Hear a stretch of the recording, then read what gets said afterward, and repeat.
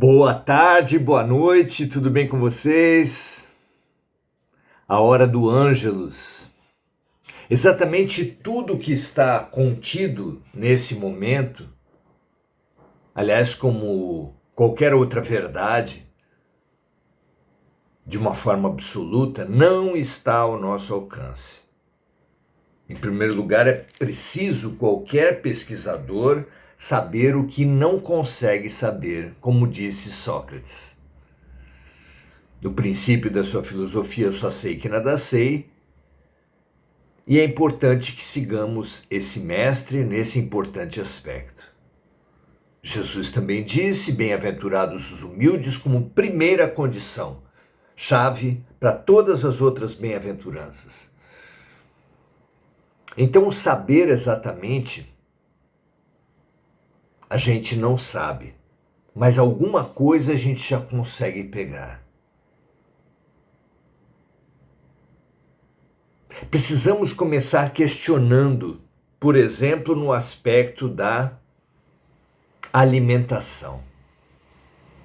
Será que estamos condenados para sempre a matar para viver? Claro, o caso mais gritante, mais pesado de matar para viver é a antropofagia, onde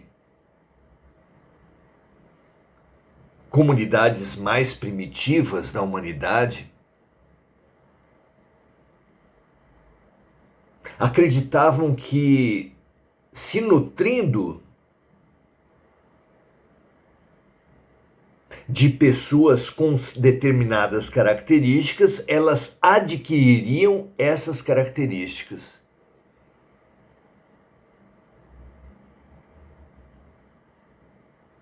Outras situações de antropofagia foram mais urgentes, como desastres em regiões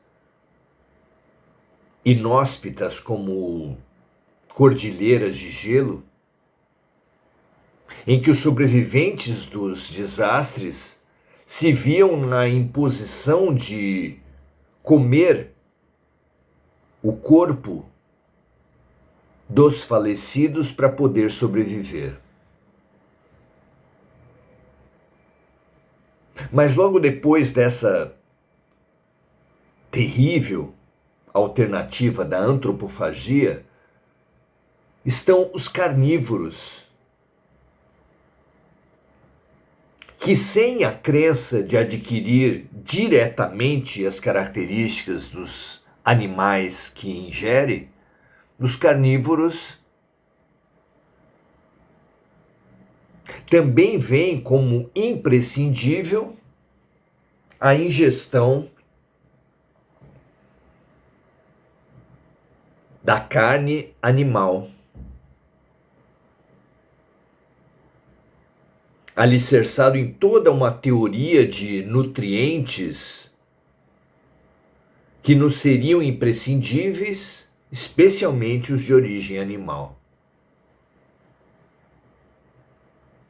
Há diversas categorias de vegetarianos, alguns que abrem exceção para leite e derivados de leite, alguns até para peixe, alguns apenas aboliram da sua dieta chamada carne vermelha. Há nutrições de todo tipo. Mas por trás de todas elas, inclusive do vegano radical, não radical depreciando, apenas nomeando aqueles que não consomem nada de origem animal, sem juízo de valor, todos nós estamos condenados a matar para viver? O que vocês acham disso? Será que o destino da criatura humana para sempre será matar para viver? espíritos mais evoluídos, relatos de comunidades espirituais mais evoluídas, falam que não. Os relatos apontam que a maioria de nós, logo após a morte, ainda nos postos de socorro do mundo espiritual, que eles existem em grande quantidade, exatamente para esse primeiro atendimento após a morte, lhes é dado a todos nós, é dada uma refeição, quase geralmente uma sopa, um caldo, porque estamos com a necessidade da matéria para reequilibrar a nós mesmos, já que o corpo espiritual do qual o espírito se reveste após a morte, ou fica só com ele após a morte, já que ele já possuía esse corpo espiritual quando estava encarnado, precisa reequilibrar-se, precisa harmonizar-se, precisa fortalecer-se, debilitado que foi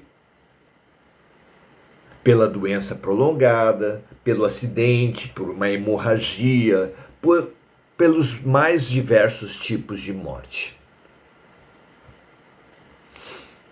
Mas, aí sim, de acordo com a elevação espiritual que cada um conquistou, haverá necessidade de alguma forma de nutrição, de forma que, desculpe, as comunidades espirituais de planos mais densos alimentam-se de matéria, digamos assim, de uma nutrição mais grosseira, mais densa.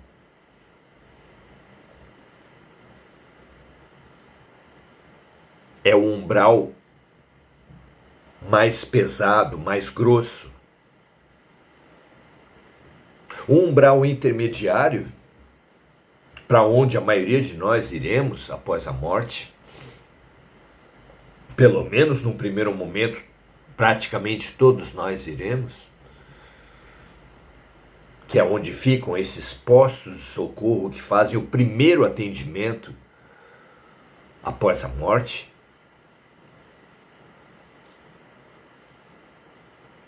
Também seremos nutridos, pelo menos por algum tempo, e depois enviados para o local em que estará mais de acordo com o nosso grau de elevação.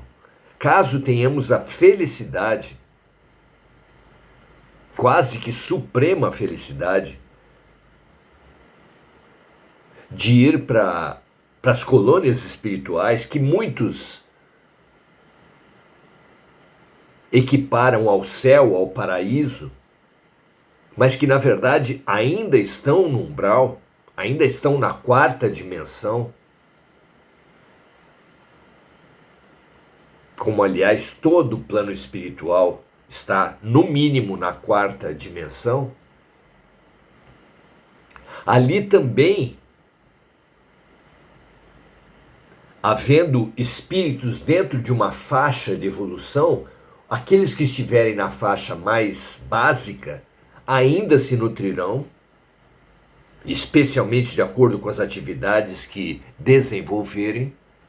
Por exemplo, após uma missão de resgate, de assistência às regiões mais densas, será ainda mais necessário para o refazimento, para a recomposição, para o fortalecimento do corpo espiritual alguma refeição.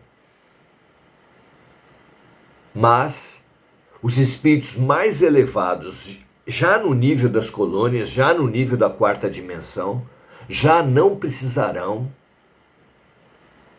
da nutrição, dessa nutrição conhecida por nós, que mata para viver. fazendo da respiração o ato básico de nutrição. Desde a codificação de Kardec, é claro para todos nós que tudo, onde imaginamos não haver nada, vácuo, que a ciência já descobriu que não existe, existe uma matéria básica, que os espíritos chamaram de fluido cósmico universal, onde estaria tudo imerso.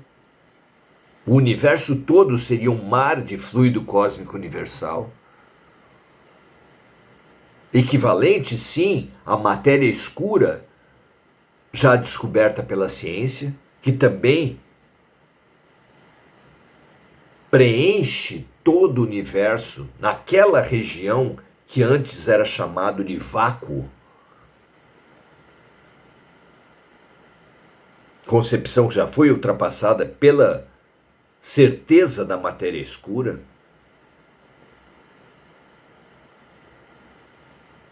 Isso quer dizer que quando respiramos, respiramos matéria, respiramos substância, respiramos átomos. Às vezes vírus e bactérias, não é? Especialmente vírus, que são transmitidos por via oral, por via respiratória, na verdade. Há muito tempo os orientais falam do prana, do ti, do ki.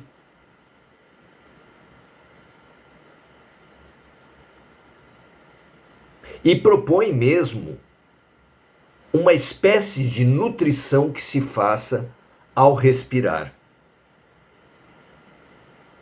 Hoje, na nossa sociedade, existem algumas comunidades, alguns grupos que propõem jejuns prolongados,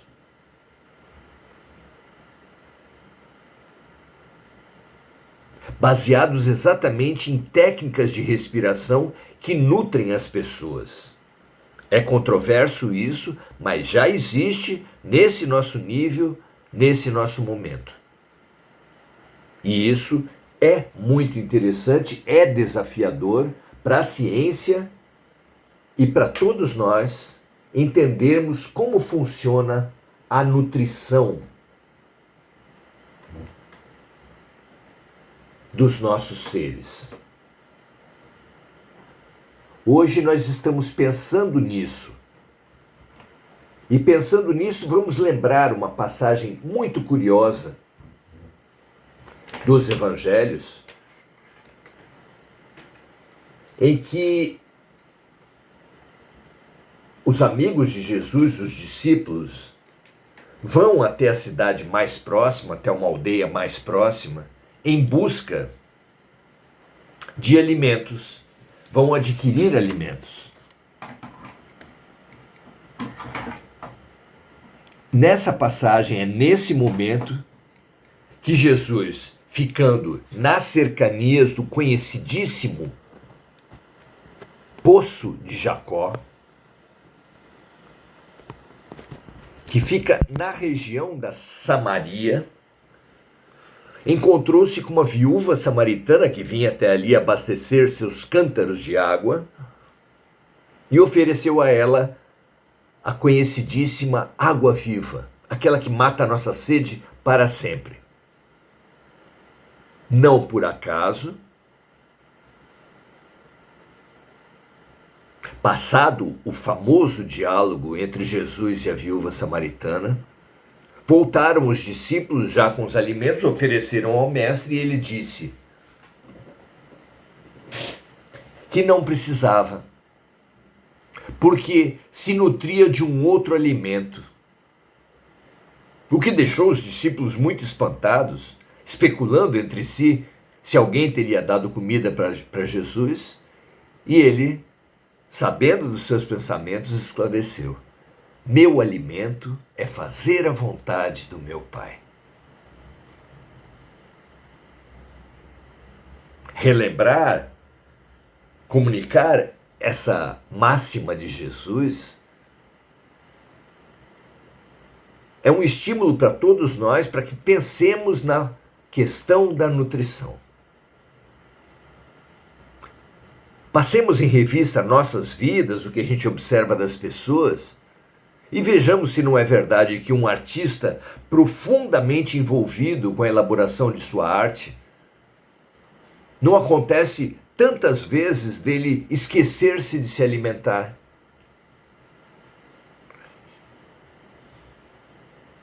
E da mesma forma, alguém que esteja muito envolvido num livro, ocorre o mesmo. Num filme. Não é assim? Numa tarefa qualquer que, especialmente as mais realizadoras, aquelas que nós temos um envolvimento muito maior do que simplesmente a atenção, que aquilo esteja nos abastecendo, nós não apenas esqueceremos de nos alimentar, como nem sentiremos fome. Aquelas que apenas retiverem nossa atenção,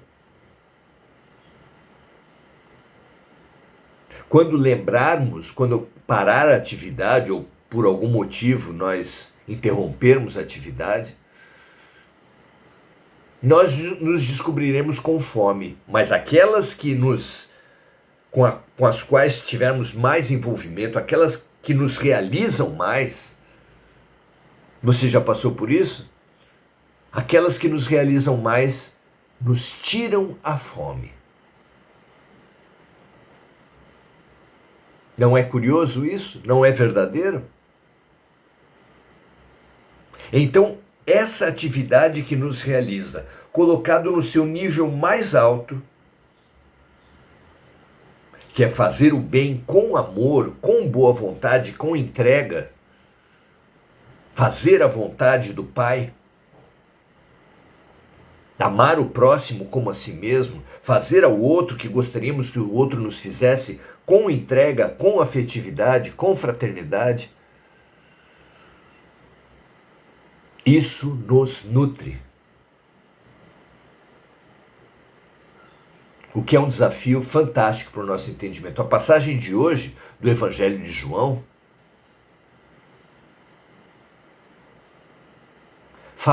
nos remete a essa passagem, fala indiretamente disso ao dizer o seguinte, João capítulo 5, versículos 43 e 44. Eu vim em nome de meu Pai, e não me aceitais. Se outro vier em seu próprio nome, a esse aceitareis. Como podeis vós crer? Questiona Jesus aos judeus. Recebendo honra uns dos outros, e não buscando a honra que vem de Deus. Essa honra, essa energia, esse reconhecimento, essa força, essa luz, é também uma forma de nutrição. Pensemos então, vocês já viram crianças gordas que, programadas pela publicidade, comem toda espécie de porcarias, mendigam as porcarias dos outros, dos colegas, e não tem fome para comida dada pelos pais? Não é comum que isso aconteça? Somos nós e nossos egos inchados, programados por uma sociedade egoísta, viciados em status, fama.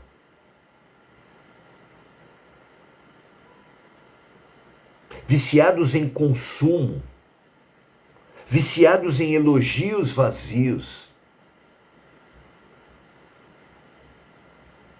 sem tempo para receber o elogio, a energia de Deus. Tão afundados estamos no corpo que esquecemos das alegrias do Espírito. O bem-estar propiciado por uma caminhada na praia, um abraço a uma árvore, uma conversa com plantas, animais e pessoas, por que não? Em relações de cuidados mútuos, de compaixão, nutre as nossas almas. Cegos, como nesses regimes malucos, dos quais saímos subnutridos e frustrados, prontos para voltar a engordar.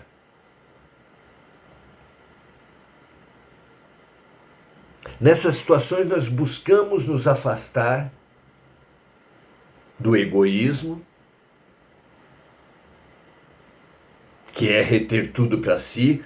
A gordura do corpo pode ser comparada ao egoísmo que quer tudo para si na mente.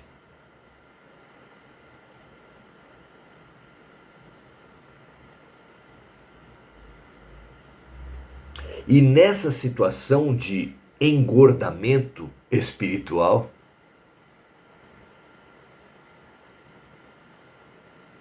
queremos nos afastar do egoísmo, mas sem nos abrirmos à compaixão, mergulhando ainda mais fundo no egoísmo, voltando logo a engordar, vivendo essa gangorra violenta que nos caracteriza. Experiências fortes de egoísmo, experiências fortes, significativas de compaixão. Não é isso que nos acontece?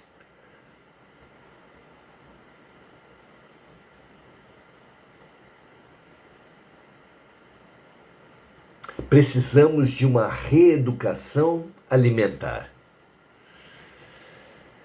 Com um especialista, nosso nutrólogo, nutricionista, nossa mãe, nosso pai, conscientes de uma alimentação consciente, é Jesus.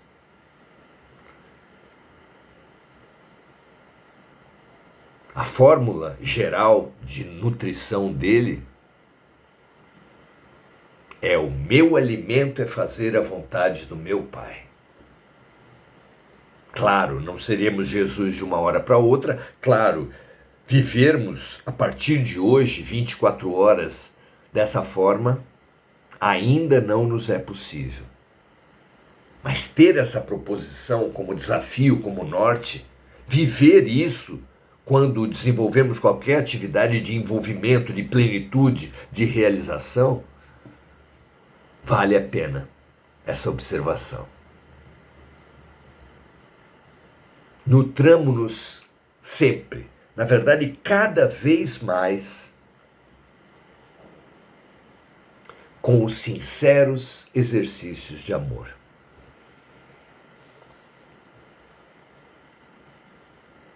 Que essa seja a nossa realidade desde já, na medida da possibilidade de cada um,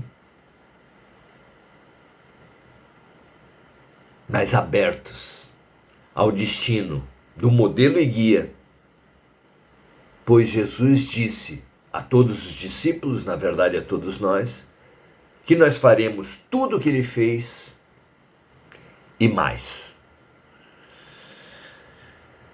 Sem pressa absurda, mas sem acomodação ainda mais absurda,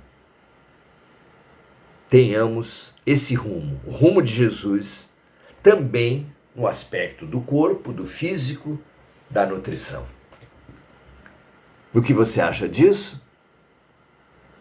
Deixe os seus comentários, estimulemo-nos uns aos outros. Os que fazem os comentários ao vivo, eu leio agora na sequência, mas outros lerão sempre, e eu também, possibilitando essa fabulosa troca, essa fraternidade que tanto nos nutre. Assim seja. Vamos então aos comentários Débora Lopes, dando seu boa noite, desejando que Deus abençoe a todos. Diana Costa também. Débora Lopes pensa o seguinte: penso que por que comemos carne de boi e frango? Acho estranho, porque os bichos sofrem para morrer. Acabamos nos alimentando dessa carne sofrida. Sem terrorismo, sem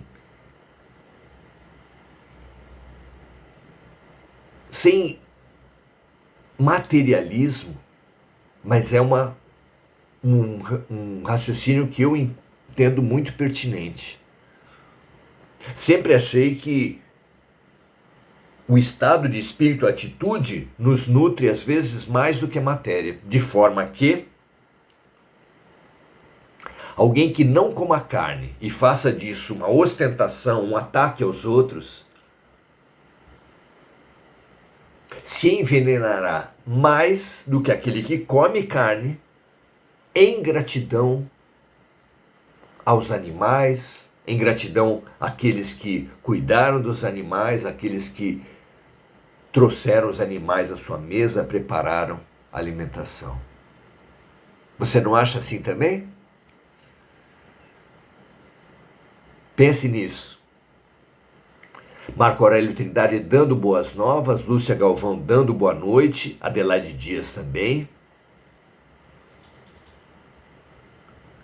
É muito bom contar com cada um de vocês nesse nosso momento, nesse nosso exercício, nesses nossos estudos. É com muita alegria que eu saúdo sempre vocês, convido vocês a compartilharem, se vocês entenderem que faz sentido o que é falado aqui, e especialmente retornar.